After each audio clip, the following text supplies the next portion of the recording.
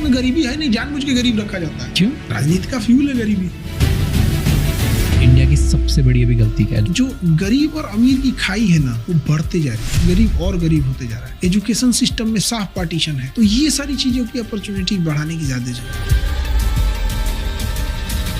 आज के एपिसोड में हम बात करने वाले हैं एक ऐसे टीचर के साथ जिन्होंने करोड़ों स्टूडेंट्स को फ्री में यूट्यूब पर पढ़ाया और उनकी लाइफ चेंज कर दी। उनका नाम है खान सर। बिहार में एक और प्रॉब्लम है, वो है गलत इंसान को वोट देने का। जंगल में एक बार इलेक्शन हुआ तो एक शेर इलेक्शन में खड़ा हुआ और कहता है कि मैं चुनाव जीत जाऊंगा तो शाकाहारी बन जाऊंगा।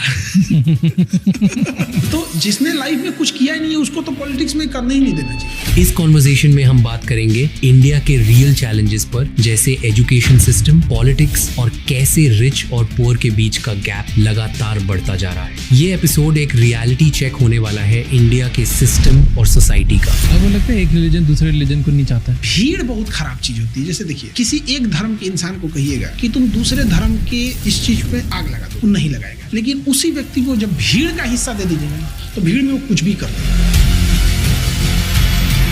तो भारत में इंडिविजुअल हर इंसान अच्छा है, लेकिन जब उसको भीड़ आती है ना, तो उसको कहीं का नहीं छोड़ते, जानवर बना देते हैं। मेरे को बात करनी थी नीट और जेईई पर। हमारे यहाँ फी कम है, नीट हो जेईई हो, लेकिन क्वालिटी इतनी बेहतरीन है कि हम लोग का पढ़ाया हुआ क्वेश्चन जो है ना, एग्जाम में हूबहू आ गया और हमारे ऊपर केस कर दिया गया। और ये केस जानते हैं कहाँ तक गया? सुप्रीम कोर्ट तक। जब सुप्रीम कोर्ट में मेरा नाम बोला जा रहा था ना, मेरा हार्ट बीट बढ़ रहा था कि भैया यहाँ से या तो घर जाएंगे या तो जेल जाएंगे। इतने सस्ते में पढ़ाते हो, रिजल्ट्स क्या रहते हैं? ऐसा कोई एग्जाम नहीं जिसमें मेजॉरिटी रिजल्ट हम लोग का नहीं। बट प्रॉब्लम अभी क्या फेस हो रही है? पहले वैकेंसी आती थी 1 लाख, तो रिजल्ट भी होते थे 60-70 हजार। अब वैकेंसी 1000 की है, हम 1200 कहाँ से दिला देंगे? कोई बच्चा है, अब वो 700 में नंबर लाया, 550, उसका सिलेक्शन नहीं हुआ। हम सारे स्टूडेंट से कहते भाई आप लोग फेल नहीं हो, गवर्नमेंट के पास इतने कॉलेज नहीं है कि उन्हें एकोमोडेट कर सके। आपने हॉस्पिटल खोला, क्यों ऐसे हॉस्पिटल खोला? एजुकेशन एंड हेल्थ केयर ये सबका हक है, इस वजह से हमने सोचा कि इस चीज को स्टार्ट किया जाए। कितने हॉस्पिटल खोलोगे? 2 तो अभी स्टार्ट कर दी। पैसे कहाँ से लाओगे इतने हॉस्पिटल करने?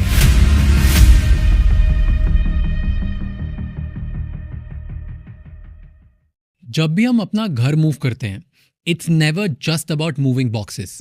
हमारे पास जितनी भी बिलोंगिंग्स होती है उनके साथ एक इमोशनल अटैचमेंट होती है, which is why constant fear हमेशा रहता है कि शिफ्टिंग में कहीं कुछ डैमेज ना हो जाए या कुछ खो ना जाए। इसी प्रॉब्लम को सॉल्व करने के लिए पोर्टर, पैकर्स एंड मूवर्स आपकी शिफ्टिंग की पूरी रिस्पॉन्सिबिलिटी लेते हैं। चाहे वो सेफ पैकिंग हो, लोडिंग हो या अनपैकिंग, उनके ट्रेन्ड पार्टनर्स हर चीज़ का ध्यान रखते हैं ताकि आपका मूव बिल्कुल सीमलेस हो। इसी रिलायबिलिटी की वजह से 13 लाख से ज़्यादा फैमिलीज़ ने पोर्टर पे ट्रस्ट किया है और उन्हें 4.8+ रेटिंग दी है। पोर्टर, पैकर्स एंड मूवर्स आपको एक सेफ और टेंशन फ्री एक्सपीरियंस देते हैं। To know more about Porter, click the link in the description below.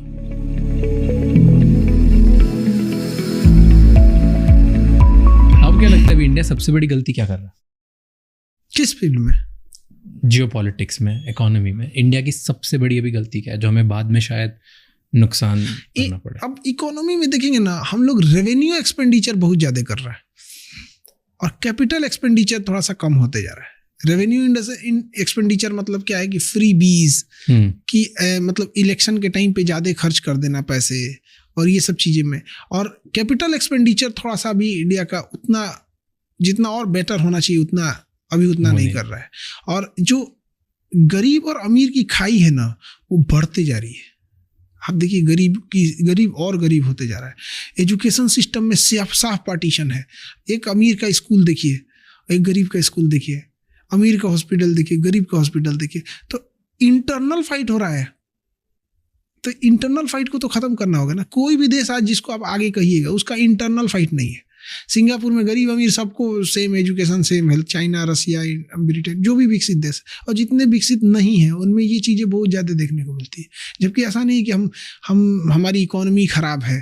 थोड़ा प्रोजेक्शन कम था कि हम लोग 5 ट्रिलियन बनने वाले थे, अभी 4-4.25 तक पहुँचे हैं और 2025 तक हम 5 ट्रिलियन पहुँचने वाले थे, ना होकर 2028 तक पहुँच जाएंगे, 27-28 तक पहुँच जाएंगे। तो थोड़ा 2 साल का प्रोजेक्शन लेट है। बट वो जो आप समझिए कि इतनी बड़ी पॉपुलेशन को आज भी राशन कार्ड पे रहना पड़ रहा है। राशन कार्ड एक जीविका है, रोजगार नहीं है, मतलब वो चल रहा है वहाँ पे। तो ये सारी चीज़ों की अपॉर्चुनिटी बढ़ाने की ज़्यादा ज़रूरत है। अभी जियो पॉलिटिक्स वाली चीज़ क्या है ना, हर 6 महीने में चेंज होते रहती है, ये बहुत ज़्यादा इम्पैक्ट दूर तक नहीं ले जाएगी। और लेकिन इंटरनल अगर हम लोग फंसे रह जाएंगे तो उसका क्या होगा।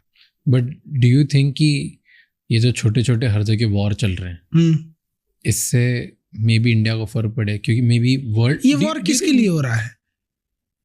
अमेरिका करा रहा है। फायदा किसका होगा? अमेरिका का।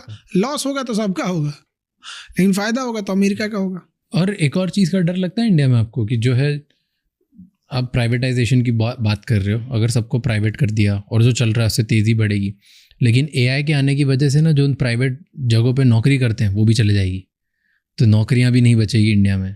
तो आपको ऐसा डर लगता है उस बात का कि इतनी नौकरियां चले जाएगी तो आज का बच्चा जॉब कहाँ करेगा? ऐसा नहीं होता है। यही डिस्कशन हुआ था 1985 में राजीव गांधी के समय, जब कंप्यूटर आया था। तो अरे बाप रे, कंप्यूटर 10 आदमी का काम अकेले करता है। अब वो कंप्यूटर को चलाने के लिए भी तो आदमी चाहिए। अब आदमी अकेले जॉब नहीं करता, कंप्यूटर को लेके जॉब करता है। तो अभी क्या आदमी अकेले काम करता है, अब आने वाले समय में ना आदमी एआई को लेके जॉब करेगा। पर अभी एआई की वजह से कितनी नौकरियां जा रही है, देखिए आपने। ट्रेडिशनल चीजें जाएंगी और नई चीजें शुरू भी तो होंगी। जो जैसे आपको लगता है जो ये TCS ने अभी 20,000 लोग फायर करे, किसी ने 10,000, किसी ने 16,000, लगभग ऐसा बोला जाता है कि थोड़े टाइम में 60% जॉब्स IT सेक्टर की चले जाएंगी। IT में तो बहुत जाएगी। तो ये जो जाएंगी, आपको लगता है ये टेम्परेरी डैमेज है? इन सबको वापस जॉब मिल जाएगी? AI में मिलेगा। अभी AI का नया नया कोड बनाएंगे, AI के ऊपर एक सुपर AI होगा जो AI को कंट्रोल करेगा, और वो जो बनाएगा वो लोग। बट आज जो 18 साल का बच्चा जो देख रहा है, जिसको इंजीनियर बनना है या उसको IT सेक्टर में जाना है, उसके लिए तो जॉब खत्म। वो क्या करेगा? अब उसके लिए जॉब पैटर्न चेंज होगा। खत्म कैसे होगा? पहले मंजन करते थे लोग, हम लोग अब टूथपेस्ट करने लगे। पहले साबुन से मुंह धुलते थे, फेस वॉश से मुंह धुल रहे हैं। मुंह धुलना नहीं ना बंद हुआ है, साबुन के बिजनेस की जगह फेस वॉश आया है। वैसे AI जब आएगी तो AI का भी अपना, AI खुद में जॉब क्रिएट करेगी कोई भी चीज़ में। लेकिन अभी क्या है कि ट्रांजिशन फेज में, तो अभी तो कुछ आदमी कह नहीं सकता है, क्योंकि जस्ट अभी एंट्री किया है। जैसे ChatGPT का एक टाइम था जैसे लगता था यही सब कुछ करेगा, लेकिन AI जब आया ना तो हर चीज के अपने अपने AI आ गए।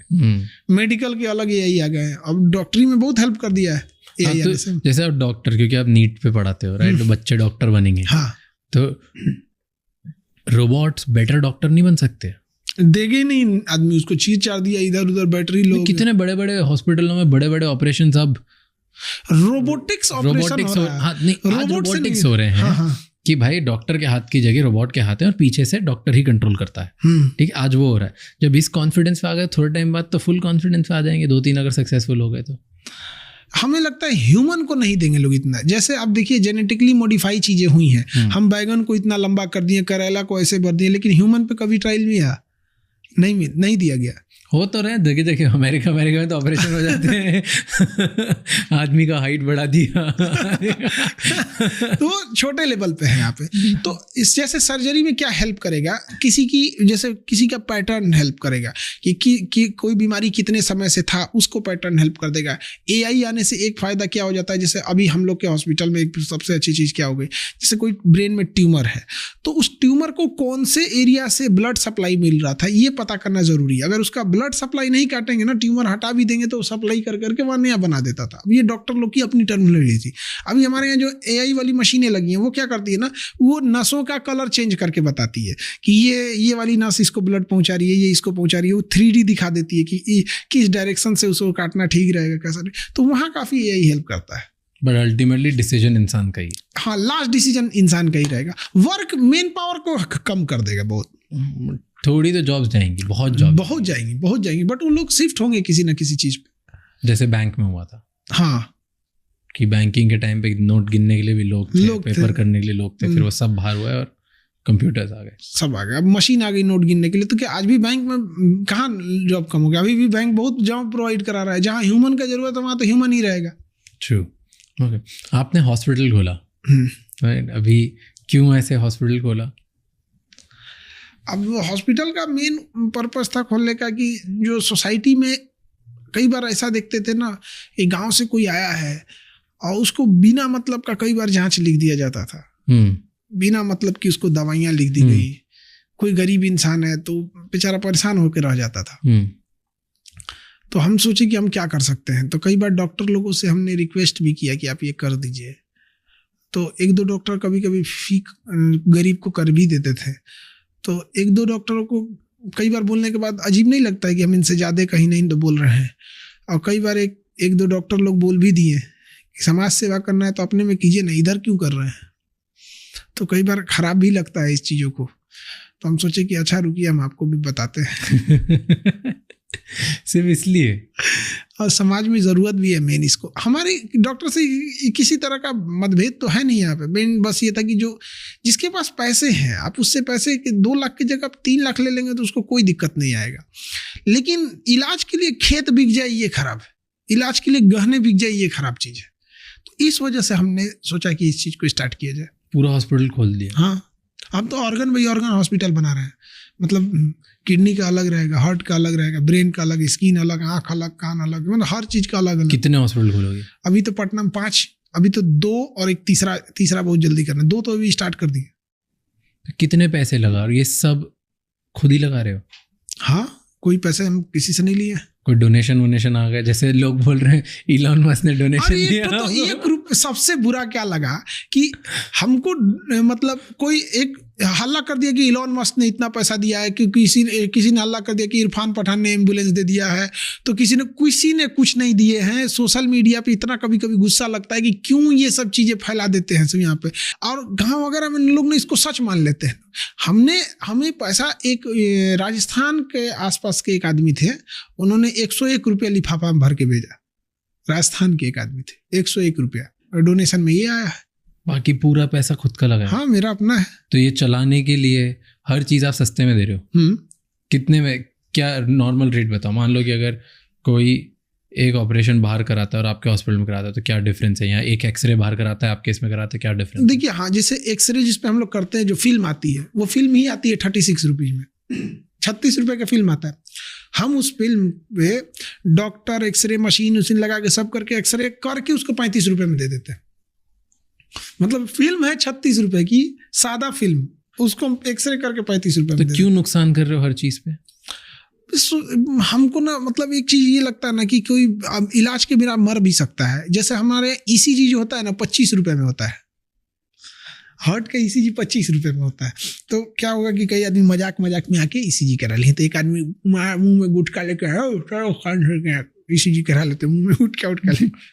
जब ECG निकला तो उनका हार्ट में कुछ दिक्कत दिखा, तो डॉक्टर उनको कहा कि आपका गड़बड़ साइन आ रहा है, ये ठीक नहीं है।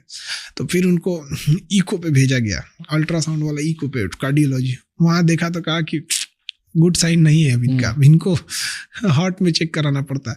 पता चला कि उनके हार्ट में ब्लॉकेज था, और अच्छा खासा ब्लॉकेज था। और मतलब डॉक्टर्स का ये कहना था कि मतलब 4 ब्लॉकेज था, 4। और उनका कहना था कि आप जी रहे हैं, ये डिपेंड करता है कि कब स्ट्रोक है, कब अटैक आएगा। कोई यूँ नहीं है आपका, अभी आ जाएगा तो भी कुछ नहीं कर सकते हैं, हो सकता है कि आप 2 महीना और चले जाए। फिर उनको बाद में स्टंट लगाने के लिए हुआ तो वो आगे भाई 4 ठो स्टंट थोड़ी लगता है यहाँ पे, मशीन थोड़ा कि 4 ठो स्प्रिंग कोच देंगे। अब तो बाईपास सर्जरी होगी, बस उनका वही सर्जरी करना पड़ेगा। तो ये फ़ायदा हुआ। 25 रुपये अगर नहीं रहता ना, अगर वही हॉस्पिटल का रेट रहता बड़ा, तो शायद वो नहीं कराते, और अब तक आ गया रहता अटैक। ऐसे हमारे यहाँ ना इतने कम होने की वजह से डेली कुछ ना कुछ लोगों का निकलता है, और कई तो अलग अलग हम लोग भी देखते हैं। तो कभी कभी लगता है यार क्या हमारे यहाँ ना मरीज जाके डॉक्टर को समझाते हैं, ऐसे नहीं ऐसे होगा। हमसे डॉक्टर लोग कहते हैं सर इन लोग को समझाइए, पागल कर देगा ये लोगों को। एक एक्सरे में अगर भर देगा, एक्सरे कर दीजिए पूरा बदन का एक्सरे, पूरे बदन का काइली होगा आपको जिस एरिया। वो एक्सरे अच्छी चीज थोड़ी होती है, नुकसान की चीज होती है। आदमी खुद बचाता है उसको, तो एप्रेन पहन के जाता है। यहाँ पे तो करे ना पूरा बॉडी का, 35 रुपये तो लगता है।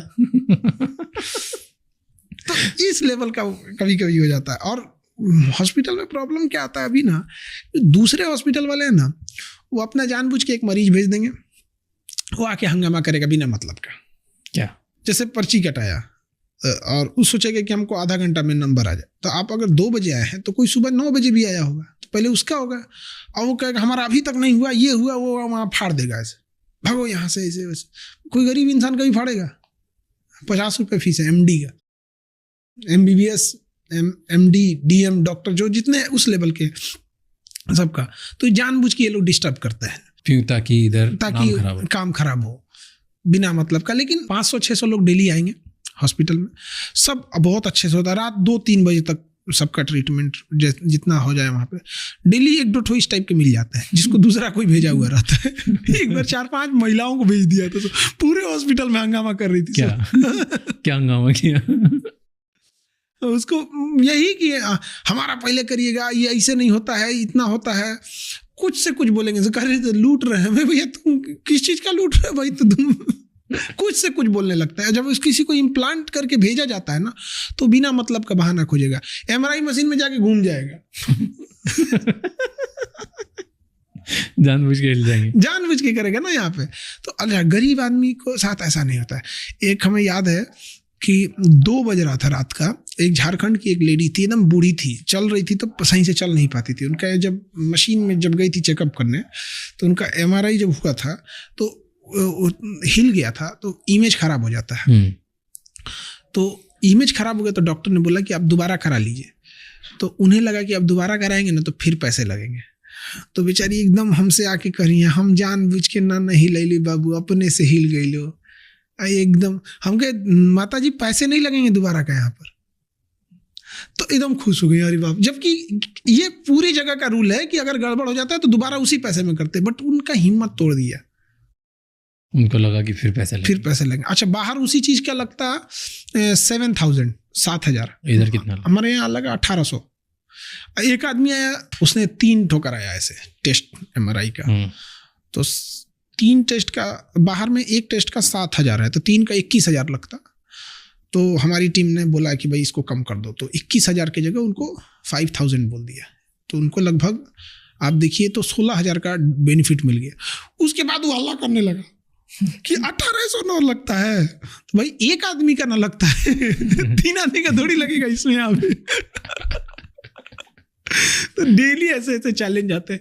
एक तो मतलब पढ़ने वाला एक अच्छा स्टूडेंट ही था, वो 1:30 बजे तक हम थे, तो वहाँ पे हमसे कह रहा बताइए सर 1:30 बज गया, इतना लेट होता है। हम कहे कि तुम्हारा इलाज कराने में 1:30 बजे दिक्कत हो रहा है, डॉक्टर भी तो बैठा है। बट इतनी दिक्कतें क्यों लेनी? कोचिंग चला रहे थे, बढ़िया था, हॉस्पिटल खोल दिया, इतना पैसा भी एस्टैब्लिशमेंट करने में भी करोड़ों रुपए लग गया। बहुत पैसा। हॉस्पिटल की मशीनें इतनी महंगी महंगी आती। आप रेडिएशन की एक मशीन 42 करोड़ की है, 42 करोड़। किसी ने 1 रुपया नहीं दिया। तो इतने, और हमको जहाँ तक लगता है, मतलब हमको तो मतलब गवर्नमेंट में भी या ये लोग भी ऐसा थोड़ी है कि हम लोग कोई गलती किए रहते तब तक छोड़ते लोग, तो कब का नाप दे हम लोग हमको। तो ऐसा नहीं है। और इतनी महंगी महंगी मशीनें हैं, आप बिलीव नहीं कीजिएगा। जैसे अब किसी को कैंसर पता करना है तो PET CT कराएंगे, उससे नीचे कैंसर पता है, बायोप्सी के बाद जैसे मान के चलिए बायोप्सी तो कंफर्म करेगा कैंसर है, बट बॉडी में कहाँ कहाँ बढ़ा हो, तो हर जगह से नोच नोच नहीं ना पता करेंगे कहाँ कहाँ है। तो उसके लिए एक PET CT मशीन आती है, 16 करोड़ की है। तो इतने करोड़ों की मशीन, इतना बड़ा एस्टैब्लिशमेंट, फिर रोज़ गालियाँ भी खाओ, और उसको चलाने के लिए, क्योंकि अगर 35-36 रुपए की फिल्म है तो रोज़ एक एक चीज़ पे नुकसान खा रहे हो, तो हर महीने चलाने के लिए करोड़ों रुपए और लग रहे हैं इसको सिर्फ चलाने के लिए। तो इतने क्यों करना, इतनी दिक्कत? एक्चुअल क्या है ना कि जब कोई गरीब इंसान का इलाज हो जाता है ना, बड़ा खुश हो जाते हैं। मतलब उसके चेहरे पे जो स्माइल आती है ना, उसको ये लगता है कि मतलब हमारा और कहीं, मतलब इतना पैसे में कहाँ करेंगे। आप सोचिए किसी का खेत जमीन सब बिक जाता है। आज किसी के यहाँ अगर सरकारी हॉस्पिटल में जाएंगे तो मरीज मर जाएगा, उसको ध्यान नहीं देगा। अब प्राइवेट हॉस्पिटल में चले जाएंगे ना, इतना ध्यान देगा, गार्जियन मर जाएगा पैसा देते मार डालेगा दोनों में किसी में। तो हम सोचे कि कुछ ऐसा होना चाहिए जहाँ हम ऐसे नॉर्मल आदमी को हम लोग देख सके। क्योंकि हमें भी याद है, मेरे गले में ना यहाँ पे नस जो थी वो डैमेज हो गई थी, फूल गई थी, तो नस को काट के हटाना था। हमको इसका ऑपरेशन कराने में 4 साल लग गया।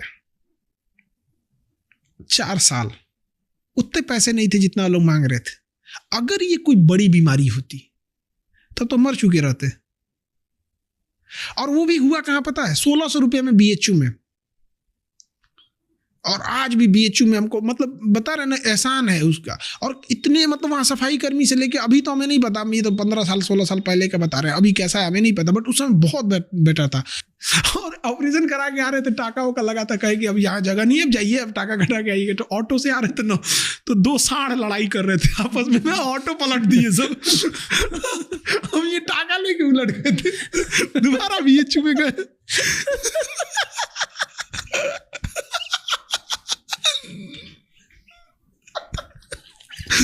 ओके यार, कोई और ऑटो पलट देता यार, अभी इलाज कराएंगे, अभी टाका भी नहीं खुला है। फिर गए तो इमरजेंसी में, क्योंकि वो तो डिपार्टमेंट जो होता है वो तो बंद हो जाता है, और हम लोग को रात 10 बजे 15:30 पलट दिया, हम लोग को ऑटो ही पलट दिया। 2 आपस में लड़ रहे थे ना, पलट दिया। फिर उसको खोला, देखा तो डैमेज नहीं हुआ था, तो फिर सुबह वैसे करके डिस्चार्ज कर दिया उन लोगों ने। तो इतना साल लग गया। और अगर ये और प्रॉब्लम ये ना, अभी भी मेरा गला का आवाज़ देखिएगा ना तो अजीब सा होगा, झंझनाहट होगा मेरे आवाज़ में। नहीं, बढ़िया आवाज़ है अभी तो। बढ़िया आवाज़। अच्छा, हमें बोला क्या गया कि बोलना कम है।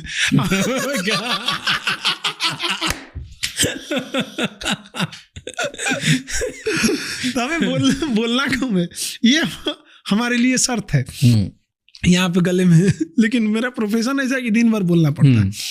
तो ऐसे हजारों लोग होंगे जो मतलब ऐसे महंगे पैसे की वजह से इलाज नहीं करा पाते होंगे। इस वजह से थोड़ा हमको लगता है, एक हॉस्पिटल जैसे आप कर रहे हो, दूसरा कर रहे हो, पैसे कहाँ से लाओगे इतने हॉस्पिटल करने के? जितना है सब लगा देंगे, खत्म।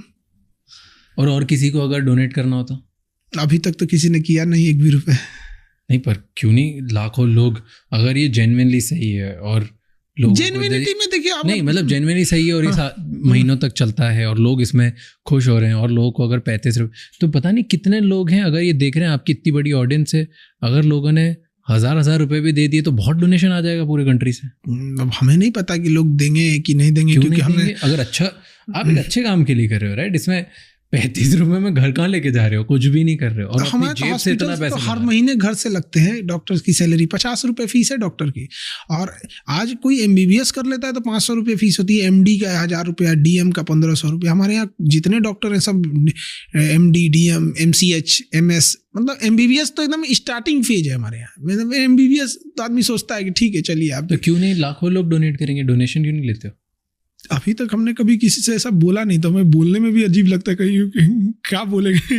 नहीं, क्राउड फंडिंग तो इतने लोग हैं, क्यों नहीं 500 रुपये देंगे, 1000 रुपये देंगे, छोटा छोटा करके खोलना चाहिए कि 5 की जगह 50 हॉस्पिटल खोलो, अगर यही कॉज है तो। और टॉप ग्रेडेड मशीन 42 करोड़ रुपए की मशीनें लगा रहे हो, तो फिर होना चाहिए। कैंसर हॉस्पिटल हम इतना जानते हैं कि अगर किसी को 2nd स्टेज कैंसर है ना, मतलब हम इतना मतलब उसका लिटरेचर पढ़े और इतने डॉक्टरों से मिलकर रखे कि अब इतना समझ में आता है कि 2nd स्टेज कैंसर वाला मरेगा नहीं, और यहाँ किसी को लग जाता है कैंसर हो गया तो मर जाएगा। मतलब लोग कैंसर से ज्यादा डरते हैं, किडनी फेलियर उससे ज्यादा खतरनाक है। बट कैंसर का हुआ ज्यादा है, हुआ ज्यादा 2nd स्टेज, क्योंकि ना उसका एक ट्रीटमेंट नहीं है। अब वैसे 42 करोड़ की मशीन है, कितने हॉस्पिटल में होगी ये मशीनें? और जिनमें होगी वो भयंकर पैसे लेंगे, भयंकर पैसे लेते हैं वो लोग मशीनें। आप देखिए, एक नॉर्मल सी बात बताते हैं, किसी महिला है, उसको शादी का मान के चलिए 10-15 साल हो गए, बच्चे नहीं हो, और 10 साल से दवाई खा रही है, उसका शरीर क्या जवाब देगा? 10 साल से आप दवा खाना है, उसका घुटना दर्द करेगा, उसको लगेगा बुढ़ापा की वजह से डर, उसको दिन भर कमर दर्द कर। अरे भाई, तुम 10 साल से दवा खा के गला लियो शरीर, IVF में जाओ, खटाक से हो जाएगा। IVF में क्या जाता है? बट IVF की फीस कितनी है? किसी को बच्चे नहीं, IVF में जाएगा 5 से 10 लाख। अभी हम लोग ने IVF भी स्टार्ट कर रहे हैं। तो अभी जस्ट जो 2nd हॉस्पिटल बना है ना, तो उसमें वो सिस्टम मशीन आ गई है। तो अब हम लोग ये सोच रहे हैं कि इसमें एक्चुअल कितना कॉस्ट आता है। तो मेरा बस ये है कि अगर सपोज कीजिए किसी चीज़ का कॉस्ट आ रहा है 1500, तो हमारा कहना है कि 1600 में सामने दे दो, क्योंकि एक हॉस्पिटल भी तो चलना चाहिए, क्योंकि उसमें भी जो काम कर रहा है उसको भी तो सैलरी देनी है। कई बार हमको तो अब तक अपने यहाँ से सैलरी देनी पड़ी। तो हमारा बस यही है कि हम कैसे हॉस्पिटल को ये कर सके कि एजुकेशन एंड हेल्थ केयर ये सबका हक है, और गरीब यहीं पे बर्बाद हो जाता है। इस पे किसी जाति, धर्म, ऊंच नीच, गरीब के कोई, सबका बराबर होना चाहिए। अभी हमने ब्लड बैंक खोला है, तो जो ब्लड बैंक के उसके लिए आए थे इंस्पेक्शन के लिए, तो उनको लगा कि चैरिटी क्या है, ब्लड बैंक कैसा ही होगा।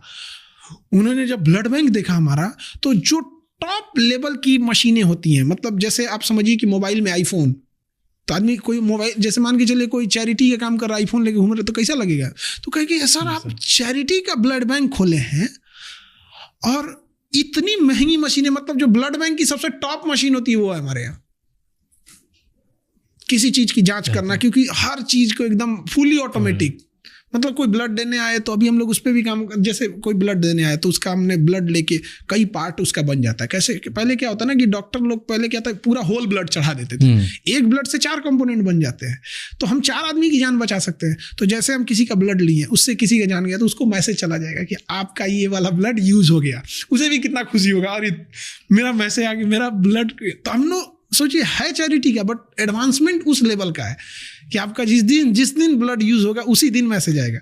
RFID जैसे उसको स्कैन करके दूसरे को अलॉट होगा, तुरंत वो ऑटोमेटिक मैसेज भेज देगा। तो इसके लिए ये सब चलाने के लिए इसको तेजी से बढ़ाओ, इसको आप डोनेशन अभी थोड़ा धीमा इसलिए बढ़ाते हैं कि जितना पैसे रहेंगे धीरे धीरे उतना ही करते रहते हैं। तो खोल दो ना, एक लिंक डाल दो। पता नहीं, हमें पता नहीं कि लोग देंगे कि नहीं देंगे, लोग क्या सोचते हैं, क्योंकि हम पब्लिक की थिंकिंग को कैसे समझ सकते हैं। हमारे यहाँ तो जो आता है मतलब कई बार क्या होता है ना, एक महिला थी, ये पटना के उस पर हाजीपुर जगह है, तो उनके बेटे को ना किडनी खराब हो गया, मतलब 7-8 साल का होगा, किडनी खराब था, और वो मतलब इलाज से पहले कह रही कि बाबू हम पैसा नहीं दे पाएंगे यहाँ पे। उनको हम लोग ने 10 टैबलेट दिया था, इतना पत्ता, 16 रुपए का बस। तो अच्छा उनको रिलीफ भी है, तो बड़ा आके खुश रहती हैं आके। और उनके यहाँ ना वो एरिया जैसे हमारे पटना के उस साइड एरिया है हाजीपुर, तो वहाँ केला बहुत होता है। तो लेके एक दिन आई थी हॉस्पिटल में, तो हम तो क्लास में बिजी रहते हैं, हम तो 11 बजे जाते हैं, 11-12 कभी हो गया। तो खड़ी थी चुपचाप, जब बंद होने लगा OPD सब डिपार्टमेंट का, तो कहने लगी कि बबुआ खाती केला लिए इनको हम, तो हमारे लिए केला लेके आई थी दे दीजिएगा उनको। माता जी तो 16 रुपये से महंगा तो केला है। मतलब सोचिए गरीब इंसान का दिल कितना बड़ा होता है। मतलब वो पूरा लेके आई, मतलब 1-2 पीस नहीं, मतलब कि वो पूरा वो होता है ना, पूरा वो वाला पूरा पेड़ का जो घौद बोलते हैं हम लोग यहाँ उसको, जिसमें 10-15 दर्जन लगे होते हैं, पूरा उठा के ले आई थी। उनके खेत का होगा। बहुत ही अच्छा है। अपन लोग करेंगे अब जितनी बार इससे स्टार्ट करेंगे, अपन जो भी पॉडकास्ट करेंगे ना, जितने पॉडकास्ट करेंगे, इसका जो रेवेन्यू होगा अपन डोनेशन में डाल देंगे। किसमें? हॉस्पिटल में? हाँ, जो रेवेन्यू अपन कमाएंगे पूरा डाल देंगे, और ऊपर से जो मैं और डाल सकता हूँ मैं और डाल देता हूँ। और फिर हम श्योर लाखों लोग होंगे जिस दिन आप खोलोगे ना क्राउड फंडिंग, 25 रुपये, 50 रुपये, 100 रुपये, 50 रुपये, ऐसे करते करते करते करोड़ों रुपये इकट्ठे हो जाएंगे। तो आप ये जो काम कर रहे हो, जो एक हॉस्पिटल की 2 की जगह 3, ये 5-6 बहुत जल्दी हो जाएंगे, मुझे ऐसा लगता है। बाकी तो पब्लिक जाने ज़्यादा नहीं आएगा, और क्या होगा। एक तो आप आपके चैनल्स पे आपकी जगह लिंक तो डाल ही सकते हो।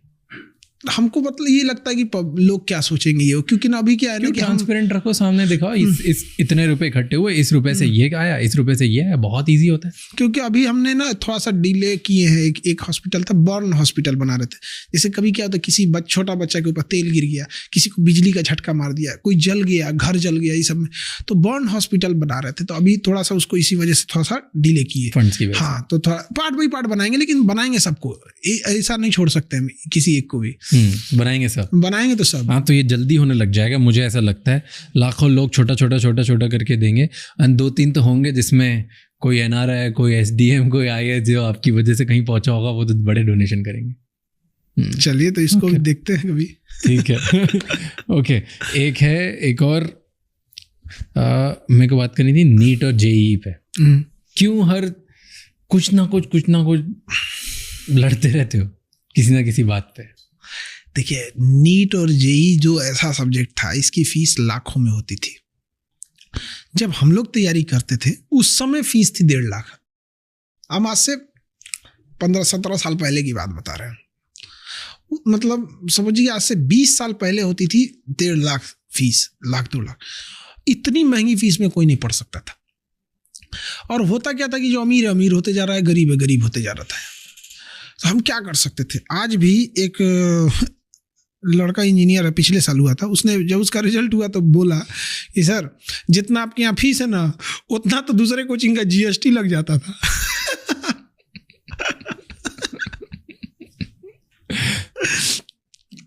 तो हमारी कोशिश यही रहती है कि उन बच्चों को पढ़ाया जाए। अभी जेई का रिजल्ट आया था, तो जब बच्चे आए उनको आदमी माला पहनाता है, बड़ा खुशी होती है। तो एक बच्चा जब मिठाई हमको खिला रहा था तो उसका हाथ कटा हुआ था यहाँ पे। तब पूछे कि यार गधे कहीं के कैसे काट लिया ये, और बहुत गहरा कटा हुआ था। तो कह रहा है कि सर कट गया, नारियल बेचते हैं ना, मतलब उसके पिताजी के साथ वो नारियल का ठेला लगाता है, नारियल का पानी निकाल, तो उसको ऐसे काटते हैं लोग, तो किसी दिन भाई मिस्टेक कट गया होगा यहाँ पे।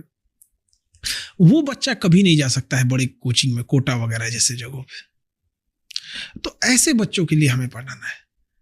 हम लोग ना पहली बार जब हम लोग के जब हम लोग ने इसको स्टार्ट किया था ना, तो पहली बार जो वही बच्चे आए जिनको लगता था कि रिजल्ट होगा नहीं होगा, यहाँ पे IIT खड़गपुर में पहुंच गया फर्स्ट अटेम्प्ट में। और इस बार तो अभी IIT में इतने बच्चों का सिलेक्शन हुआ जेईई में ना, इतना दिल खुश हो गया यहाँ पे। और सारे ऐसे ही बच्चे जो कोई किसान फैमिली से है, किसी की माँ दूसरे के यहाँ काम कर रही हैं, कोई किसी के पिताजी सब्जी बेचते हैं, छोटी मोटी दुकानों पे काम करते हैं, ऐसे ऐसे बच्चे आते हैं सब हमारे यहाँ। और उन लोग को यही भरोसा रहता है। इवन कि हम आपको बात बताते हैं कि 2-4 दिन पहले की बात बता रहे हैं, 10-15 वकील आए, तो लॉ वाले बच्चे। अब ऑफिस में आगे का सर से मिलना है, क्या बात है, तो उन्होंने लेटर दिखाया, सर ये लॉ की तैयारी जो होती है क्लैट वगैरह की और लॉ एग्जाम की, सबकी फीस 1.5 लाख रुपए है, सर से बोलिए क्लास स्टार्ट करें। आप समझ सकते हैं कि उसे लगता है ना कि यहाँ पर फीस एकदम को। अच्छा, सबसे बड़ा प्लस पॉइंट अपने साथ क्या है ना कि हमारे यहाँ फी कम है। नीट हो, जेई हो, चाहे वो IAS हो, PCS हो, कहीं पे फीस कम है, लेकिन क्वालिटी इतनी बेहतरीन है कि हम लोग का पढ़ाया हुआ क्वेश्चन जो है ना एग्जाम में हूबहू आ गया और हमारे ऊपर केस कर दिया गया। बाकी कोचिंग वालों ने केस कर दिया कि इनका पढ़ाया हुआ क्वेश्चन आया, और ये केस जानते हैं कहाँ तक गया? सुप्रीम कोर्ट तक। जब सुप्रीम कोर्ट में मेरा नाम बोला जा रहा था ना, मेरा हार्ट बीट बढ़ रहा था कि भैया यहाँ से या तो घर जाएंगे या तो जेल जाएंगे। दूसरा क्या हो सकता है? लेकिन सुप्रीम कोर्ट के जज ने जो वर्डिक्ट दिया कि किसी कोचिंग से आने से इसका मतलब क्या हुआ, उन्होंने कहा कि जब मैं खुद स्टूडेंट था तो हमारे कोचिंग के आगे एक बुक वाले थे, उनका बुक से क्वेश्चन आता था तो हम लोग वहां से कुछ बुक खरीदते थे। ये आयोग का काम है ना, उन्होंने तो पहले पढ़ाया, क्वेश्चन तुम बाद में सेट की हो। और फिर कोर्ट ने भी पूछा था कि वो जो पढ़ाते हैं क्या वो प्राइवेट है या पब्लिकली है, तो उन्होंने कहा नहीं तो पब्लिकली है। तो कहता पब्लिकली मतलब तब क्या चाहिए, तो आदमी पढ़ाया ही नहीं। तो उस लेवल का आदमी पढ़ाया। अभी नीट वालों बच्चों के लिए हमें क्या है कि हमें हॉस्पिटल खोलना है और हर ऑर्गन का हॉस्पिटल खोलना है, और नीट वाले डॉक्टर बनेंगे। हमारे यहाँ डॉक्टरों की मोनोपोली नहीं होगी, यहीं पढ़ो यहीं आके जॉब करो। तो ये बहुत अच्छी चीज है। आप पर इतने सब्जेक्ट्स पढ़ाते हो, इतने सस्ते में पढ़ाते हो, रिजल्ट्स क्या रहते हैं? रिजल्ट तो मतलब आप समझिए कि जितने भी बच्चे रहेंगे और उसमें एक हर एग्जाम से पहले एक बैच आएगा, विजेता बैच। तो विजेता बैच में हम लोग इतना पढ़ा देते हैं ना कि अगर वो कोई गधा से गधा है ना, उसी में से क्वेश्चन आता है। और पढ़ाई में एक चीज बस मायने क्या रखती है, जैसे हम पढ़ाएं और सामने वाला घर पे ही नहीं पढ़ेगा, रिवीजन ही नहीं करेगा, तो वहां नहीं होगा। ऐसा कोई एग्जाम नहीं जिसमें मेजोरिटी रिजल्ट हम लोग का नहीं होता है। बट प्रॉब्लम अभी क्या फेस हो रही है, पहले वैकेंसी आती थी 1,80,000, तो रिजल्ट भी होते थे 60-70 हजार। अब वैकेंसी 1,000 की है, हम 1200 कहां से दिला देंगे? इस बार UPSC का क्या हुआ, हमारे यहाँ तो जॉब करने वाले लोग का भी नौकरी हो गया। हम यहाँ जॉब करते थे राहुल नागपाल, तो हमारे यहाँ क्वेश्चन सेट करते थे और ये सब चीजें, तो वहां पे ना उनका सिलेक्शन हो गया IAS में। और इस बार क्या हुआ था ना IAS के रिजल्ट में कि लगभग 100 से ज्यादा ऐसे बच्चे थे जो ऑलरेडी IAS सेलेक्टेड थे, रैंक सुधारने के लिए बैठे थे। तो 20% सीट तो वो ले गए और 50% वो थे जो 5 साल से तैयारी कर रहे हैं। तो 50% या 60% फ्रेशर के लिए बचा कितना? 40% बचा। यानी कुल ले दे के आपके पास फ्रेशर के लिए फाइट करने के लिए बचे 300 सीट। अब आप 300 में 500 सिलेक्शन देंगे, तो सीटें जो कम होते जा रही हैं, एक ये भी चैलेंज है। तो गवर्नमेंट को, जैसे इंजीनियरिंग कॉलेज में जैसे कोई बच्चा है, सपोज कीजिए IIT के लिए गया, जेई में या फिर नीट में गया, अब वो 700 में नंबर लाया, 550, उसका सिलेक्शन नहीं हुआ। 700 में लाया 600, उसका सिलेक्शन नहीं हुआ। वो कमजोर थोड़ी है भैया, आपके पास सीट कम है। आप ये भी देखिए, कोई बच्चा 1 नंबर से अगर फेल हो रहा है, फेल कहाँ है? आपके पास सीट ही नहीं है, आपके पास इंजीनियरिंग कॉलेज ही नहीं है। अगर आपके पास एक और IIT होता तो वो सेलेक्ट हो जाता, बट उसे क्या बोला जाता है, तुम फेल हो। हम सारे स्टूडेंट से कहते भाई आप लोग फेल नहीं हो, आप बहुत टैलेंटेड हो। जो 2-4 नंबर 5 नंबर से फेल हो जाते हैं वो फेल नहीं है, गवर्नमेंट के पास इतने कॉलेज नहीं है कि उन्हें एकोमोडेट कर सके। जबकि कितने हॉस्पिटल्स की कमी है। आज आप देखिए, आप बढ़िया कार्डियोलॉजिस्ट को खोजिएगा तो नहीं मिलेगा, हार्ट के लिए नहीं मिल रहा है, किसी भी स्पेशलिस्ट को ढूंढने जाओ नहीं मिलते। हम हॉस्पिटल खोल रहे हैं, हमको तो परेशानी हम तो देख रहे हैं। वो अच्छा, हॉस्पिटल में क्या है, आपको 24 घंटे डॉक्टर चाहिए। उसको रात 2 बजे दिक्कत हुआ तो आप ये नहीं ना कह सकते सुबह आएंगे, तो सुबह वो रहेगा ही नहीं। तो हर चीज के लिए होता है। तो गवर्नमेंट को इसमें सीटें बढ़ाने की बहुत ज्यादा जरूरत है। और अभी हम तो रिजल्ट से पहले कह देते हैं ना कि रिजल्ट दबा के बढ़िया आएगा। जैसे अभी नीट का रिजल्ट आने वाला है, जबरदस्त सिलेक्शन होगा। पिछली बार ना हम लोग क्या, एक लड़की का अभी भी अफसोस होता है ना, वो इतनी बेहतरीन पढ़ने में थी, बट मई में उसका एग्जाम था और जनवरी में उसकी मम्मी डेथ कर गई। वो लड़की डिप्रेस्ड हो गई एकदम। मतलब हम लोग को ये था कि ये टॉप 10 में आएगी, ऑल इंडिया टॉप 10 में इसका नाम रहने वाला है। किस्मत भी कभी कभी ना स्टूडेंट्स का ऐसा है, परीक्षा ले लेता है, वो डिप्रेस्ड रहने लगी। अब वो क्वेश्चन, पहले जो कभी आगे क्वेश्चन पूछा करती थी, चुपचाप बैठी रहती, कहती सर हमने क्या गलती किया था, मेरे साथ ऐसा क्यों हो गया। आदमी को बड़ा अफसोस लगता है कि हमने खो दिया एक होनहार बच्चा। तो जो अभी इतने सारे लोग हैं, उन्हें डॉक्टर भी बनना है, उन्हें जेई भी करना है, उन्हें IAS भी बनना है, सारी चीज़ों के लिए सबकी तैयारी आप कराते हो, ठीक है, और बहुत सस्ते में कराते हो। अभी भी रिजल्ट आएगा, आपको हम बता रहे हैं कब, मई में, अप्रैल लास्ट में रिजल्ट आने वाला है PCS का। अप्रैल लास्ट में अभी बताते हैं, कम से कम 300 SDM और DSP बनेगा। अब भी सब आपके इधर से अभी हम बता दिए आपको। और PCS की बात बताए तो लगभग 1500 के आसपास PCS अधिकारी बनेंगे। 1500 PCS। IAS के बाद सेकंड हाईएस्ट जॉब होता है PCS का। 1500 मई में रिजल्ट आने वाला है। तो इतना क्यों कॉन्फिडेंट? पढ़ाए हम, कॉपी हम देखे हैं, तो दूसरा कोई कहाँ से कॉन्फिडेंस बताएगा। हम पढ़ा रहे हैं, प्री में हम पढ़ाए, मेंस में हम पढ़ाए, कॉपी हम जांच कर रहे हैं, इंटरव्यू हम ले रहे हैं। हमें नहीं पता चलेगा तो दूसरे को पता चलेगा। बट दुनिया में, पूरे देश में और भी तो और होनहार बच्चे होंगे जो उनको बीट करके वो रैंक ले जाएंगे। बिल्कुल ले जाएंगे, कुछ सीट छोड़ दिए हम। 80% ही बस रखे हैं। तो इतना कॉन्फिडेंट है कि कोई इतने सस्ते में पढ़ के इतने, बिल्कुल 100%। अगर 1500 सिलेक्शन नहीं हुआ तब तो जो कहेंगे वो। तो फिर महंगी कोचिंग में कोई क्यों जाता है? बेवकूफ है। अरे यार कुछ तो महंगी कोचिंग सबका एक ट्रिक क्या है कि उनके पास बाहर पानी पीने का रहेगा पूरा क्लासरूम में, और वो कहेंगे कि मैं एक क्लास में 40 बच्चे को रखता हूँ। नर्सरी का स्टूडेंट नहीं है वो, नर्सरी का नहीं है वो। 300 बच्चों के बीच में बैठ के मूवी देख के आता है, एक एक शायरी, एक एक डायलॉग उसको पता है। मूवी जबरदस्त है। वैसे ही पढ़ाने वाला जबरदस्त होना चाहिए, 500 में भी उसको समझ में आएगा। वाह। हाँ बताइए, आता है कि नहीं उसको? रिवीजन भी करने की जरूरत नहीं, मेहनत करो भैया, आएगा उसको, अच्छे से समझ में आएगा। टेक्नोलॉजी का जमाना है। अब ये आडंबर रचा जाता है 40 बच्चे, क्यों भैया? नर्सरी का बच्चा है कि उसकी हैंड राइटिंग देखनी है, सी इधर से लिखा है कि इधर से लिखा है। सही बात बोल रहे हो। जिसको पढ़ना है और बड़ा है वो तो कहीं आप अकेले पढ़ाइए, अगर उसको पढ़ने का मन है, नहीं रिजल्ट होगा उसका। Numbers of student can not decide, quality of education decide करेगा। आप क्या मतलब, हम यहाँ बैठे हैं तो समझ में आएगा, वहां बैठेंगे तो समझ में नहीं आएगा, 5 बेंच पीछे बैठ गए तो समझ में नहीं। क्या बात है भैया, ये मेहंदी लगा रहा है क्या कि पकड़ के हाथ में लगाएगा? पढ़ा रहा है।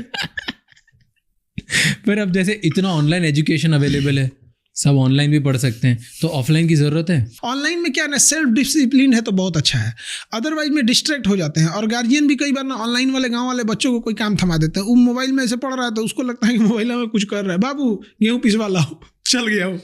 कई बार ना वो कंट्रोल नहीं कर पाता। जब क्लास में आ जाता है ना, तो क्लास में उसको अब उसका कॉल भी आ रहा है तो नहीं उठा सकता है, तो हमारे कंट्रोल में होता है। बस यही डिफरेंस है, और कोई डिफरेंस नहीं है। ऑनलाइन में बहुत अच्छे बच्चे पढ़ाई कर लेते हैं।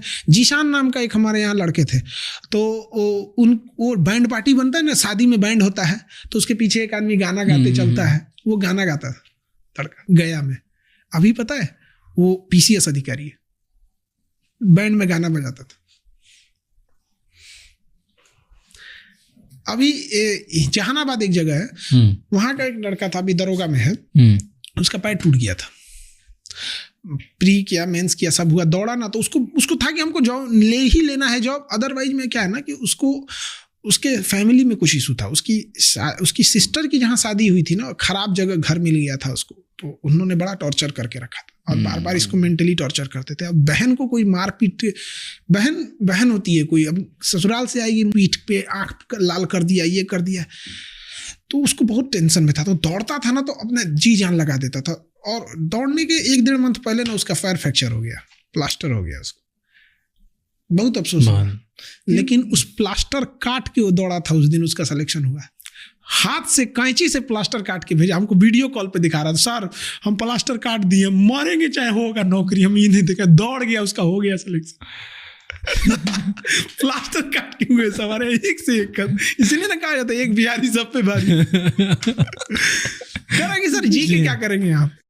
पिछली बार भी आपने बिहार की बातें बताई थी और ये बोला था कि सब पे, अभी भी आप बता रहे थे कि बहुत स्ट्रांग है, मतलब आपके पास ऑप्शन नहीं ना, क्या करेंगे यहाँ पर, बहुत स्ट्रगल है यहाँ के बच्चों को। एक स्ट्रगल आपने बात करी थी, अपन पहले बात करें तो बहुत सही बात बोली थी आपने, बोला था कि बिहार में एक और प्रॉब्लम है, वो है गलत इंसान को वोट देने का।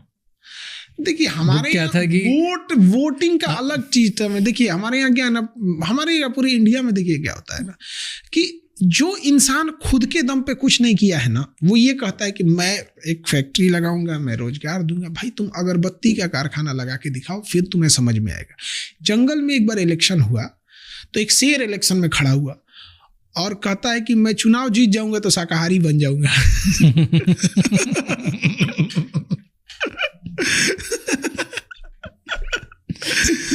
वही नेता यही कहता है कि मैं चुनाव जीत जाऊंगा तो ये करूंगा। ठीक है भैया, तुम ऐसे भी करके कुछ दिखाओ। तो जिसने लाइफ में कुछ किया ही नहीं है उसको तो पॉलिटिक्स में करने ही नहीं देना चाहिए कि आप पहले कुछ करके दिखाओ सोसाइटी के लिए। ये क्या हो गया कि हाँ हम आपके टैक्स का पैसा से हम बांटेंगे, ऐसे आप ही को बांटेंगे, ये कोई मतलब बनता है? आप लाइफ में कुछ किए रहेंगे तो दर्द समझेंगे कि कैसे पैसे आते हैं, कैसे खर्च होता है, कैसे क्या चीज़ होता है। बट क्या है ना कि अपने यहाँ जनसंख्या ज़्यादा हो जाने की वजह से ना लोकतंत्र धीरे धीरे भीड़ तंत्र हो जाता है। एक्सप्लेन। और जैसे भीड़ तंत्र, जैसे इंडिया में देखिएगा 20% लोग आपको ऐसे मिलेंगे जिनको जीडीपी की चिंता है, एयर क्वालिटी इंडेक्स की चिंता है, पोल्यूशन की चिंता है, corruption, health care, revenue expenditure, capital expenditure, higher education, net JRF, जो फेलोशिप्स है, इस सब की चिंता है। बाकी 80% ऐसे लोग हैं जिनको इस सबसे कोई मतलब नहीं है, और वो डिसाइड करते हैं, उनकी नंबर्स ऑफ संख्या ज़्यादा होती है।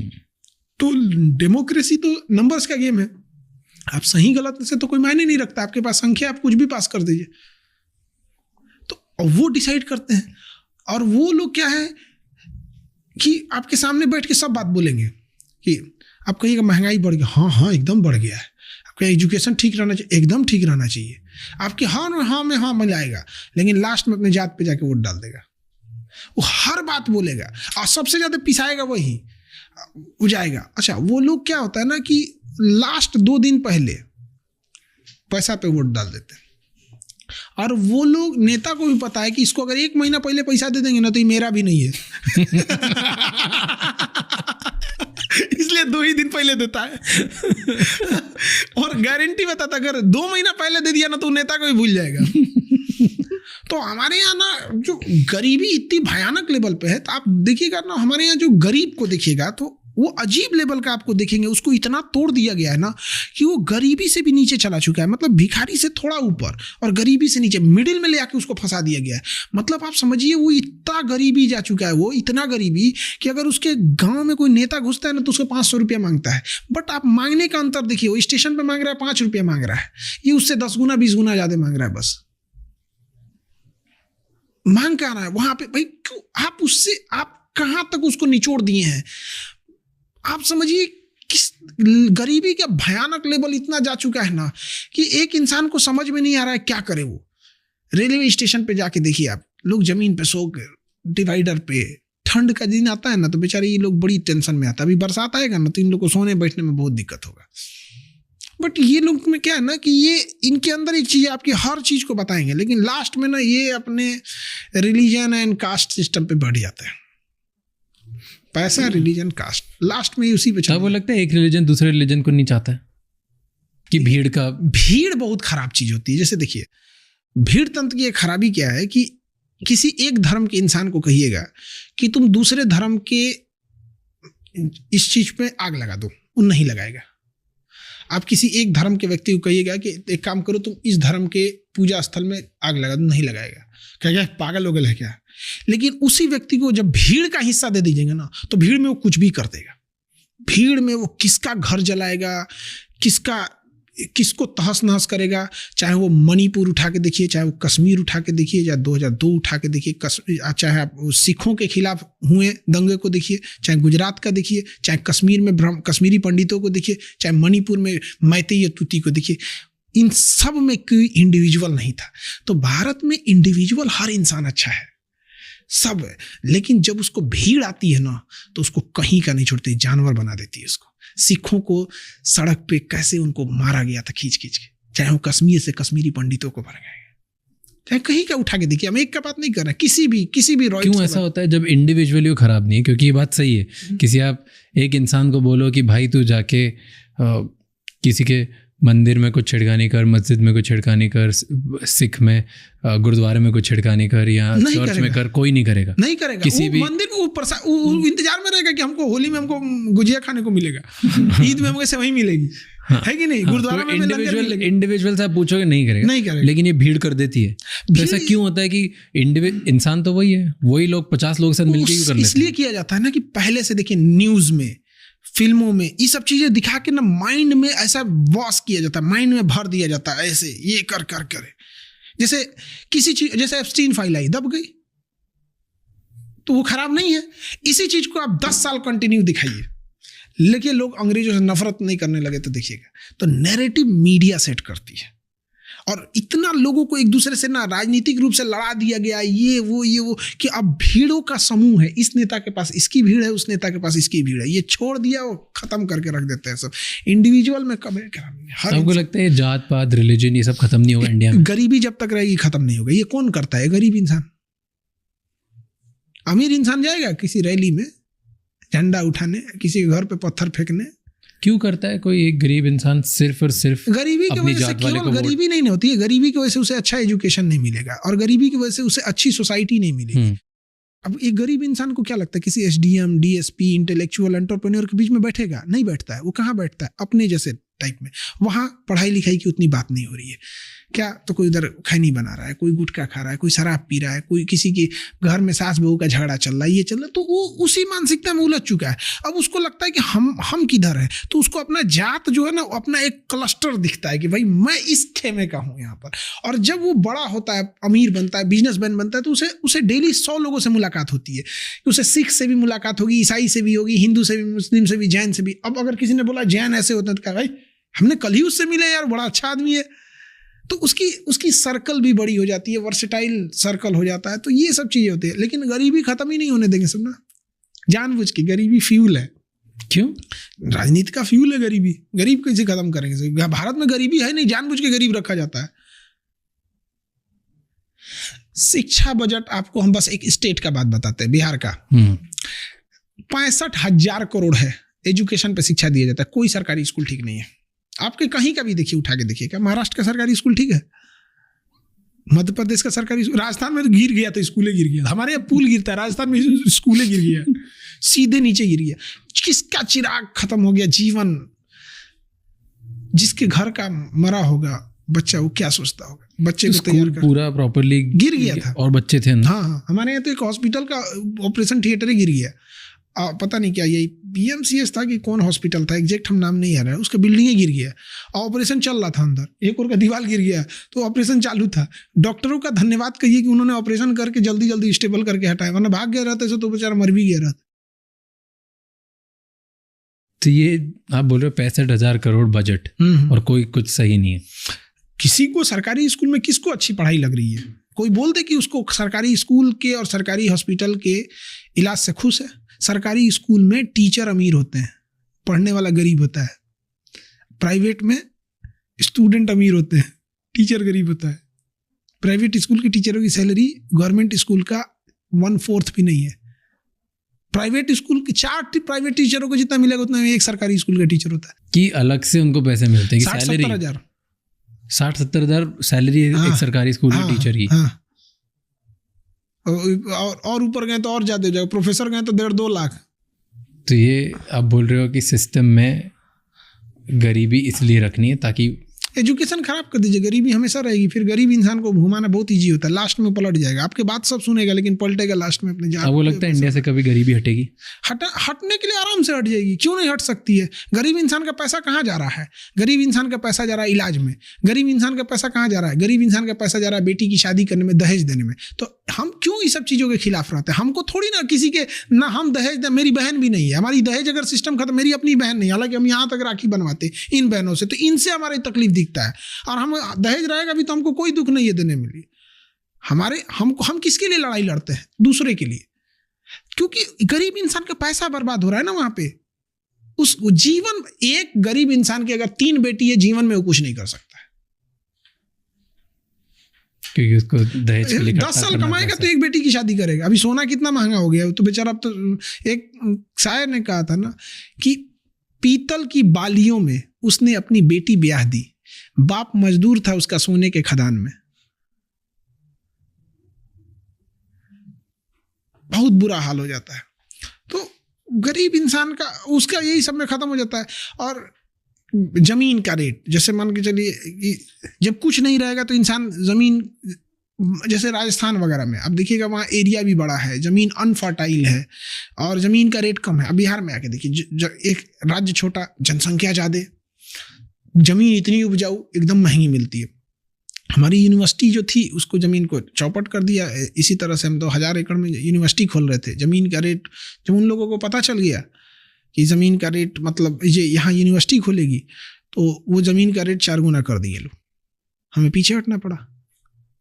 जबकि हमने जो यूनिवर्सिटी बना रहे थे 1000 एकड़ में, तो उस यूनिवर्सिटी में बिजली हमें सरकार से नहीं चाहिए थी, हम लोग खुद का बना लेते। नहीं हो पाया। नहीं, जमीन, जैसे जो जमीन थी ना, ऑलरेडी वो लोग मार्केट रेट से 2 लाख महंगा हमको दे रहे थे। हमने उनसे बड़ा रिक्वेस्ट किया, यार हम जो मार्केट रेट है वही तो कम से कम दो। आए नहीं सर, ऐसे है वैसे है, आप यूनिवर्सिटी खोलेंगे तो ये, तो 2 लाख ऑलरेडी बढ़ा के दे रहे थे। जब उन्हें पता चल गया कि ये यूनिवर्सिटी यहाँ आएगी प्रॉपर, जब उन्हें समझ में आया, तो उन्होंने सीधे उसको कोई उससे 10 लाख बढ़ा के, 20 लाख बढ़ा के इसे मांग रहे थे। छोटे छोटे एरिया पर तो 1000 एकड़ का था। मतलब उसमें गर्ल्स की अंदर 1000 एकड़ में 300 एकड़ में केवल गर्ल्स का डिवीजन बना रहे थे। उसमें ना, मतलब वॉचमैन से लेके प्लम्बर से लेके A to Z केवल फीमेल ही रहेगी, सेल्फ सफिशिएंट, ताकि वो रोल मॉडल होता है कि देखो ये पूरी सिटीज को गर्ल्स चला रही हैं। 1000 एकड़ में 300 एकड़ उनका था, बट नहीं हो पाया। दूसरे जगह करना पड़ेगा, वहां नहीं हो पाया। वो जो हमने 20 एकड़ पहले ले भी लिया था, उसको ही बेच देंगे। तो अब आप बताओ कि आज इंडिया कहाँ पर है और 10 साल पहले कहाँ था और 10 साल बाद कहाँ होगा? हमें इससे ज़्यादा ध्यान देना चाहिए कि हम इंडियंस कहाँ हैं। तो हम इंडियंस 10 साल पहले कहाँ थे और आज कहाँ हैं, और 10 साल बाद कहाँ होंगे? हाँ, ये ज़्यादा ज़रूरी है। हमारे मेजॉरिटी इंडियंस जो थे आज भी बेसिक 4-5 चीज़ों के लिए उलझ रहे हैं। देखिए, हमें एज ए गवर्नमेंट को क्या सोचना चाहिए। एक इंसान जब सुबह उठता है तो उसे सबसे पहले, एक घर की महिला होती है, वो किचन संभालने जाएगी, तो उसमें किचन में देखिए उसको तेल महंगा मिलेगा, गैस मिलेगा, दाल महंगा है, तो उसको किचन संभालने में दिक्कत ना हो। फिर उसका दूसरा क्या होगा, बच्चे को तैयार करके स्कूल भेजेगी, स्कूल में बेहतर पढ़ाई हो। प्राइवेट स्कूल अंधाधुंध पैसा ले रहे हैं, सरकारी किसी काम के नहीं, तो स्कूल महंगा है। आप यकीन करिएगा, गरीब इंसान का जो बच्चा होता है ना, टिफिन में उल्टा, मतलब ऐसा चीज़ ले जाता है कि साइड में छुप के खाता। हम लोग जब स्कूल में टिफिन ले जाते थे ना, तो चावल पहले कुकर में नहीं बनता था, तो उसका माढ़ निकलता था, तो वो हम लोग साइड में लेके जाते थे। तो हम चुपके से साइड में, मम्मी कहती थी कि साइड में खा लेना, कोई देखेगा तो मजाक उड़ाएगा। और वही हम लोग का सपना होता था कि हम लोग स्कूल में चेन वाला बैग लेंगे, बट हम लोग का पिट्ठू वाला बैग होता था, उसमें 2 ढाई से ढकेल के बंद कीजिए यहाँ पे। तो एक इंसान को स्कूल चलाने में दिक्कत हो रहा है। फिर उस फैमिली को तीसरी किसी पे ज़रूरत पड़ती है। तीसरी ज़रूरत पड़ती है बूढ़े माँ बाप के इलाज के लिए। आज इलाज के लिए क्या है, आपको लीवर का इलाज कराना ना तो किडनी बेचना पड़ जाएगा, इतना महंगा हो गया। 3 चीज़ों पे सबसे ज़्यादा गवर्नमेंट को ध्यान देना चाहिए। बेसिकली एक इंसान को फैमिली चलाने में दिक्कत ना, बाकी आपके पास 50 गो डिपार्टमेंट में आप करिए ना जी। एक इंसान किस चीज़ की मांग करता है, एक इंसान पब्लिक किस चीज़ की मांग करती है, बस उसको ये 3 चीज़ें खराब नहीं होनी चाहिए, बाकी वो चीज़ें संभाल रहा है उसको। तो आप बस एक सर्वे कीजिएगा, किसी गरीब के घर जाके कहिएगा हमको चिवड़ा खाना है, और किसी अमीर के घर जाके देखिएगा, दोनों में जो चिवड़ा तल के आएगा ना, आपको समझ में आ जाएगा कि तेल कितना महंगा होता है, वो क्या है। हमारे में अभी तो खैर अभी तो हार्मुज जल संधि बंद है, तो गैस की क्राइसिस है, ये बहुत जल्दी खत्म हो जाएगी, लेकिन अभी हमारे स्टूडेंट दही चिवड़ा खा रहे हैं सब गैस की जरूरत ही नहीं पड़ेगी। हमारे यहाँ तो सतुआ, पानी में साना सतुआ दिन, और एक तो दही चिवड़ा। गैस महंगा हो गया, पर खैर ये तो टेम्पररी चीज है, सॉर्ट आउट हो जाएगी। पर आपने बोला कि इंडियन, आपने वो नहीं बताया कि इंडियन 10 साल पहले कहाँ थे और आज कहाँ हैं। 10 साल पहले जो थे, देखिए रोटी कपड़ा मकान के लिए जब हम संघर्ष खत्म कर देंगे तो ऑटोमेटिक हमारा देश आगे के लिए सोचने लगेगा। अगर कोई फैमिली, जैसे हमारी फैमिली या किसी की फैमिली स्ट्रगल करेगी कि बीमार पड़ जाएंगे तो इलाज के लिए कुछ पैसा रख दे, बेटी की शादी है दहेज इतना ज़्यादा लगे कुछ पैसा रख दे, पढ़ा कहाँ पाएंगे, अच्छी पढ़ाई नहीं पाएगा, तो ये अपने पर्सनल चीज़ों में उलझ गया है, ये अमेरिका की तरह नहीं सोच पाएगा। आज अगर इंडियंस को ये लग जाए कि आप किसी हॉस्पिटल में इलाज करा सकते हैं, ये फिक्स है, गवर्नमेंट फिक्स कर दे कि हाँ इस चीज़ के लिए आप इतना नहीं कर सकते, इससे ज़्यादा अपने, एक बिस्किट का रेट फिक्स होता है 5 रुपये, सर्जरी का फिक्स नहीं है, आप कोई कितना लेगा, आपका कोई फिक्स नहीं है कितना रुपए लेगा। तो अगर उसे ये पता चल जाए कि भाई हम बीमार पड़ेंगे ना तो कोई टेंशन नहीं है। एक फौजी क्यों लड़ता है, उसे पता है कि मेरे बच्चों की पढ़ाई हो रही है, मेरे घर में माता पिता बीमार पड़ेंगे तो इलाज हो जाएगा, मेरी सैलरी मिल रही है। आप उस फौजी की बस ये 3 चीज़ें काटिए, देखिए फौजी कमजोर हो जाएगा, वो टेंशन फ्री लड़ता है। तो हम इंडियंस को बस ये टेंशन फ्री हो जाए यार कि मेरे माँ बाप बूढ़े हैं, उनका इलाज हो जाएगा, बच्चे पढ़ाई पढ़ लेंगे, दहेज का सिस्टम नहीं है, मेरी बहन अच्छे घर में ब्याह के चली जाएगी, टेंशन नहीं। अब वो क्या सोचेगा, हाँ वो सोचेगा एंटरप्रेन्योर बनना, कि हम कैसे बिजनेस कर सकते हैं, हम अपना सामान जापान ले जाके बेच सकते हैं कि नहीं। अभी सोच रहा है कि मेरी बहन की शादी हो पाएगी कि नहीं, माता पिता को किसी को बीमार है, मेरे अपनी मम्मी को पथरी था गॉल ब्लैडर में, यहाँ पे डॉक्टर कह रहा था ऑपरेशन कराइए नहीं तो फट जाएगा तो डेथ कर जाएंगे, 2 साल लग गया था। ये करते करते आज भी आप जाके देखिएगा, इंडिया में आप सर्वे कराइएगा, कम से कम 10 करोड़ ऐसे मरीज मिलेंगे जिनको डॉक्टर ने बोला कि आप सर्जरी करा लीजिए, बट वो केवल पैसे की वजह से नहीं करा रहे हैं। आपको लगता है कि ये लोग, मतलब ये लोग देशभक्त नहीं है या ये लोग नहीं कर सकते, तो उनको बस पैरों की जंजीर तोड़ दीजिए, वो जंजीर जो बंधा हुआ है उस जंजीर को खोल दीजिए। देखिए हर हिंदुस्तानी 10 साल इनफ हो जाएगा, 10 साल इनफ हो जाएगा, फिर चाइना देखते रह जाएगा कि ये पागल सब किस रफ्तार से बढ़ा है सब, हम बस इसमें उलझ गए। पर आपको लगता है कि ये हो गई गवर्नमेंट की बात, देश की पॉलिसी की बात, इंडिविजुअल सोच आपको लगता है चेंज हुई है? मैं आपका एक वीडियो देख रहा था बहुत पहले जहाँ बोल रहे थे कि ये लोग जो ऐसे गाने सुनते हैं, ऐसा वो देखते हैं, इनकी सोच कैसे बदलेगी? सोच बदलने में बहुत टाइम लगता है। क्या था वो एग्जैक्टली आपने बोला था ना कुछ ऐसा कि ये वाला भोजपुरी गाने वगैरह जो होते हैं ना, ये इसमें क्या है ना कि भोजपुरी गाने में क्या है कि फूहड़पन आ गया। एक तो सोशल मीडिया पे एक सबसे बड़ी खराबी है कि हम कैसे अपना चेहरा बना सके। इन गधों को ये नहीं समझ में आता है कि लोग आपको जानते हैं, इससे ज़्यादा मायने रखता है लोग आपको क्यों जानते हैं।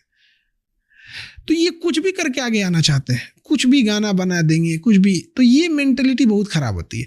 और मेंटलिटी इन द सेंस क्या है ना कि आप जैसे देखिए अमिताभ बच्चन है, उनका अगर कोई ड्राइवर आए और बस इतना कह दे कि हम जानते हैं ना अमिताभ बच्चन को क्या क्या करते हैं, ये लोग बिलीव कर लेंगे। उस इंसान की 50 साल की मेहनत पे भारी पड़ जाएगा। 1 करोड़ लोग अगर इस बात को सुनेंगे ना तो उसमें 20% लोग मान लेंगे, जबकि वो ड्राइवर को जानते तक नहीं है। आप ये चीज फील किए हैं? मान लेंगे लोग। तो ये पहले से चेंज नहीं हुआ है, पहले भी ऐसे ही था, तो आज सोच बदली नहीं है? सोशल मीडिया आने से बहुत सारी चीज़ों से थिंकिंग बहुत बदली है, बट हमारे देश की जनसंख्या बहुत बड़ी है, तो उसके क्या है ना कि हमें चलने से काम नहीं होगा, हमें दौड़ना पड़ेगा। 150 करोड़ लोग हैं, मान के चलिए अगर आप 10% को भी देखते हैं ना तो इतनी बड़ी संख्या होती है, 15 करोड़ होती है, किसी किसी देश की उतनी आबादी होती है। तो अपने देश को मैंने सस्टेन है, ये बहुत बड़ी चीज़ है। बट अभी क्या है कि एजुकेशन सिस्टम और ये जो फाइनेंशियल अनस्टेब्लिशमेंट है, कोई बहुत अमीर है, कोई बहुत गरीब है। मतलब यहाँ ऐसे लोग भी हैं ना कि हम एक बार देख रहे थे, एक कोई पिता थे अपने लिए सेकेंड हैंड साइकिल खरीद के लाए थे, तो उसके यहाँ पूजा हुई थी, कि सेकेंड हैंड साइकिल खरीद के आया है, उस इंसान को क्या समझ में आएगा? तो आइडिया इस कि हम तब तक चेंज नहीं हो सकते जब तक कि बेसिक्स हमारे सही नहीं होंगे। देखिए, इसमें सिंपल सी बात है कि 60% ऐसे लोग हैं जिनकी बेसिक्स ठीक ठाक है, उनको अब चेंजिंग की ओर जाना चाहिए। 40% ऐसे लोग हैं जिनको एकदम बेसिक खराब है, उन पे ज़्यादा फोकस करना चाहिए। तो हम ऐसा नहीं ना होगा कि पूरे देश को रोक देंगे। जिनके पास सस्टेन है वो लोग अब आगे बढ़ें, देश के लिए सोचे। जिनके पास है वो क्यों नहीं बढ़ते हैं आगे? उनको ना ऐसे कमाने को मिल जाता है जैसे हमारे यहाँ के उद्योगपति हैं। आप बात समझिए, एशिया के सबसे बड़े बड़े अमीर हमारे यहाँ रहते हैं लोग, लेकिन एक MRI मशीन नहीं बना पाते हैं लोग। क्या बना नहीं सकते हैं? बना सकते हैं, लेकिन पता है कि वो मशीन बनती है 2 करोड़ में, बिकती है 10 करोड़ में। जैसे वो बनाएंगे ना तो हम लोग जैसे आदमी चढ़ जाएगा, अरे 2 करोड़ का है, तुम 10 करोड़ में कैसे बेचेगा? अभी क्या है, बाहर से आता है तो हम लोग कुछ नहीं कर सकते। तो हमारे यहाँ जिनके पास है, अब सिंपल सी बात बताते हैं, एशिया का सबसे अमीर आदमी हमारे यहाँ रहते हैं। दुनिया का सबसे ज़्यादा थोरियम इंडिया में मिलता है। हमारे पास थोरियम, दुनिया में हम सबसे अमीर हो जाएंगे बस हम थोरियम की बात करें। पेट्रोल वेट्रोल पूछता कौन है ये सब चीज़ को? इराक तेल खत्म, खेल खत्म। दुनिया का सबसे ज़्यादा थोरियम हमारे यहाँ है। हमारे यहाँ के इतने अमीर लोग हैं, यही लोग ना, आप बिजनेसमैन हैं, आप ही लोग ना रिसर्च कीजिएगा थोरियम पे। ये कोई रिसर्च नहीं करते हैं। ये इस इंतजार में है कि अमेरिका में रिसर्च होगा, धड़ाक से हम 1 रुपये में ज़मीन खरीदेंगे, फटाक से बना देंगे।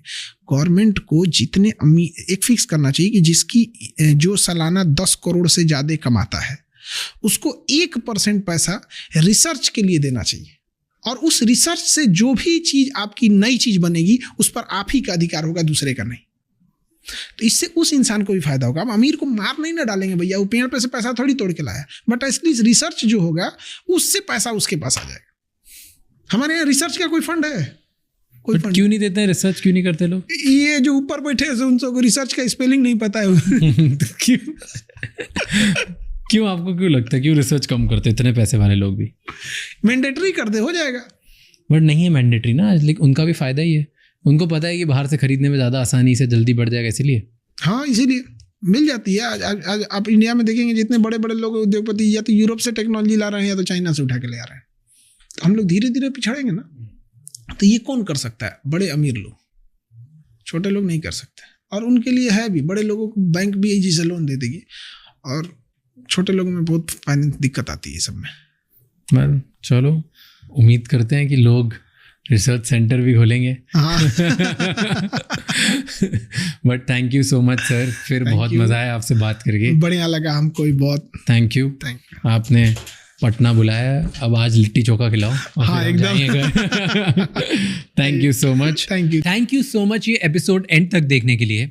अब आपको 3 चीज़ें करनी है। नंबर 1, अभी के अभी इस चैनल को सब्सक्राइब कर लो, क्योंकि जितना आप सब्सक्राइब करेंगे उतने ही वैल्यूबल और बेहतर गेस्ट हम आपके लिए ला पाएंगे। नंबर 2, अभी कमेंट्स में मुझे बताओ कि इस एपिसोड से आपको क्या सीखने को मिला, और अगला ऐसा कौन सा गेस्ट है जो आप चाहते हो जिनको हम इधर बुलाएं एंड उनसे हम इंसाइटफुल बातें करें ताकि आप एक बेहतर इंसान बन सकें। एंड नंबर 3, ये एपिसोड किसी एक इंसान के साथ ज़रूर शेयर करना, क्योंकि एक कॉन्वर्जेशन इनफ होती है किसी की पूरी लाइफ चेंज करने के लिए। I will see you next time. Until then keep figuring out.